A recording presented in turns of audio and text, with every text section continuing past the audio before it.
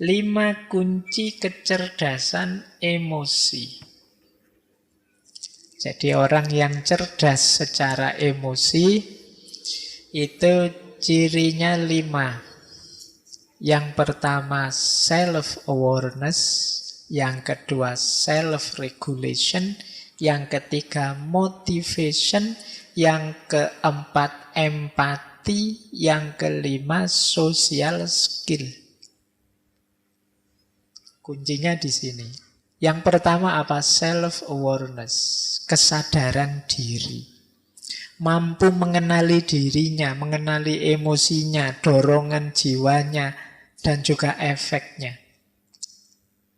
Nah, ini namanya self-awareness. Wah, saya itu biasanya kalau ketemu teman yang seperti itu mudah tersinggung.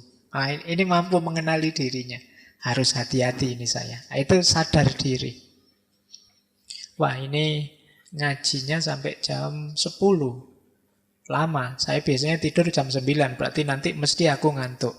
Kalau aku ngantuk, pikiran tidak jernih. Kalau pikiran tidak jernih, ya ngajinya tidak bisa masuk. Kalau kadang-kadang kalau ngantuk tidak ngerti kiri kanan, akhirnya nendang gelas. Kemudian, nah ini self-awareness, sadar diri. Jadi ngerti emosi-emosi yang bermain dalam dirinya. Dia bisa memprediksi kalau situasinya begini, nanti aku mesti begini. Kalau kondisinya begini, nanti aku mesti begitu. Ini orang yang sadar emosi. Yo, kalau tidak sadar emosi, gimana kita ngontrolnya? Kecerdasan emosi itu kan secara umum bagaimana kita mengontrol emosi kita lah. Kalau kita tidak tahu yang dikontrol apa kan ya berat.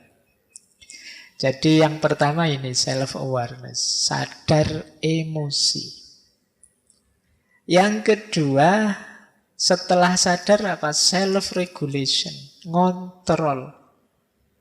Nah, kalau tadi sadar menerima, kalau ini ngontrol.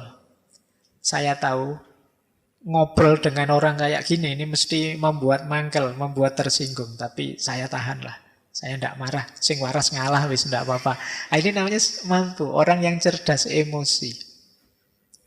Hari ini kan sulit kita untuk bisa mengontrol ini. Kalau menyadari mungkin mudah ya, tapi ngontrol ini berat. Apalagi dorongan untuk yang negatif-negatif yang sudah sering kita lakukan.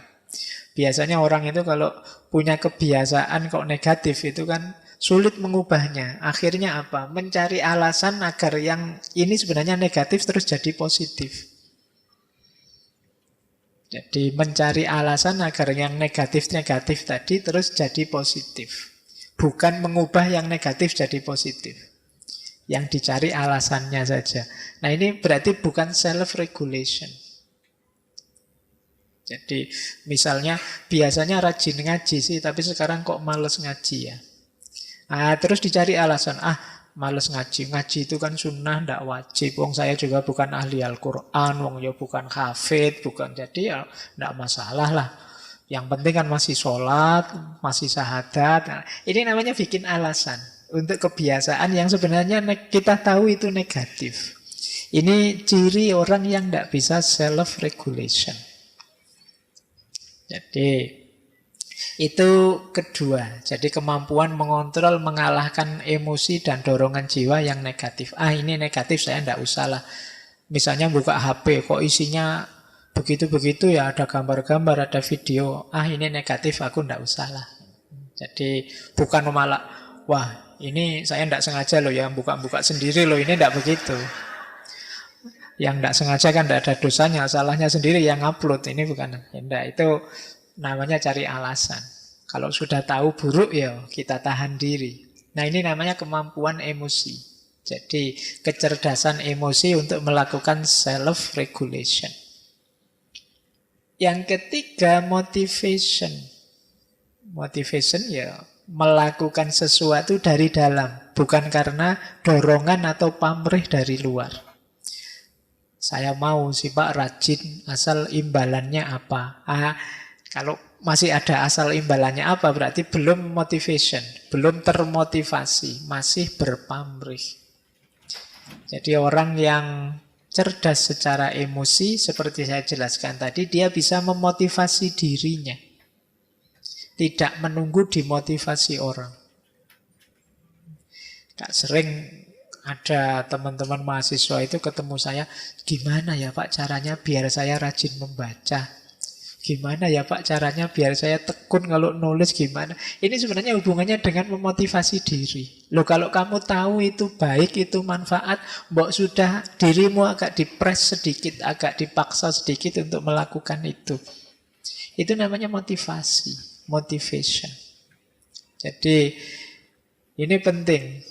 Karena kadang-kadang untuk sesuatu yang free kita keluar high cost. Sesuatu yang sebenarnya bisa kita hidupkan langsung, kita perlu pendorong yang mahal untuk diri kita. Ini yang ketiga. Yang keempat, empati. Orang yang cerdas secara emosional itu daya empatiknya tinggi. Empati itu kalau dalam bahasa Inggris kadang pakai istilah transposisi. Kemampuan kita berposisi di depan orang lain.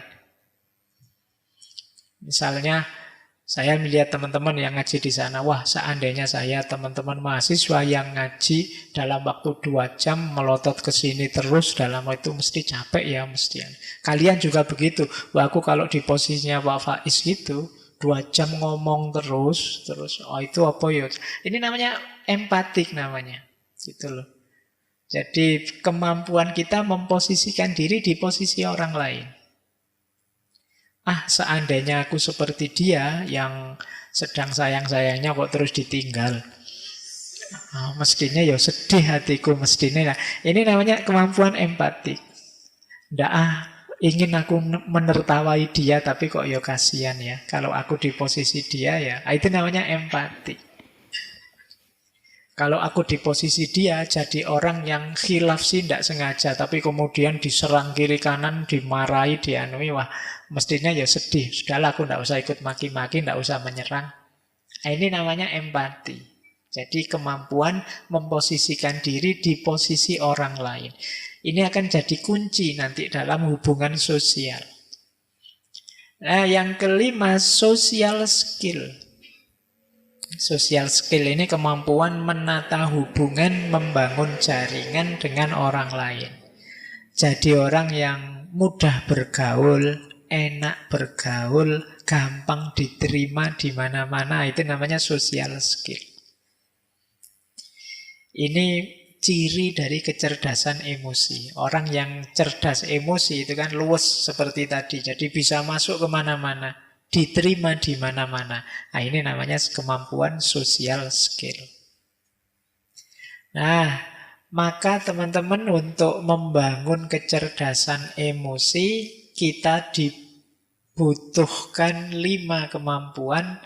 Yang pertama self-awareness, yang kedua self-regulation, yang ketiga motivation, yang keempat empati, yang kelima social skill. Ini diingat-ingat nanti kuncinya di 5 hal ini.